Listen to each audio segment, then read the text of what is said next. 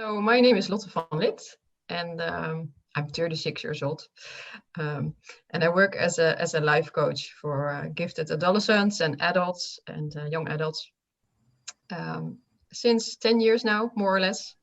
And I also work as a lecturer and as a senior trainer on gifted development, creative giftedness, woman and giftedness, all sorts of topics which I really enjoy. I tend to see things from a humanistic perspective, trying to understand basic human needs, what those needs are, and how do these needs influence what we do, what we do in life, and how we approach each other. And also, I think really, big questions like life is a question in and of itself. What is consciousness? What the heck are we doing here? What is true?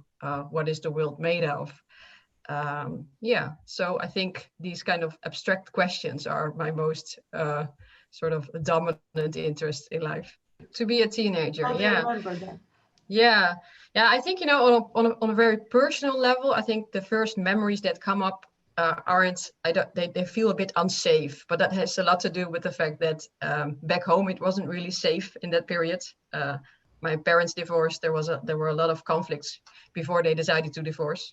So of course that had a lot of influence on how I felt and how I was doing. But at the same time, I think I also remember it as a period full of potential, which perhaps sounds a bit cliche, but it's like this intense longing also to explore the world, to understand it, to get to know other people, to be part of a bigger social world, to understand who I am. And that also relates to, I think, a general feeling of ambivalence, not knowing who I was, feeling lonely also because I lacked, I think, mirroring from peers. But at the same time, that didn't really per se, so it felt conflicted, but it really didn't per se undermine that longing that was also there. So in that sense, I also enjoy thinking about that period because I find it highly fascinating that there's this great energy, this great desire to explore the world. And it's also a period I want to get back to sometimes, so to speak. I felt like this sort of internal potential or power. So there's this world, I can explore this world, I can learn about all these topics. But there was also already a bit of a disillusion, and also the idea that all these topics were differentiated and there wasn't really sort of a clear connection made between, let's say, physics or chemistry, or topics that might appear totally different from one another.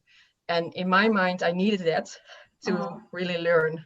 Well, I do remember having the repetitive thought going on in my mind, stating, why the heck are we learning this? Afterwards, I was shocked a little bit that I had that thought, because now I can see why certain things might be valuable and other things aren't really, but certain things certainly. But I think back then, I think it's important that you have this thought and that you sort of reflect on this thought and that you sort of disentangle and what is it saying to me and what does it mean for my own personal process, but also for what I'm trying to learn. And I also think that high school back then, at least, for me at least, also there were a lot of, I think, possibilities for development, but high school wasn't structured in a way that actually gave these possibilities also the potential to develop into something real. Let's say what we talked about, for example, so negotiating one's identity, which is really part of that period. It could be a highly fascinating topic to integrate with all those different topics that you also have to learn about. So sort of connecting that personal process with learning about the world.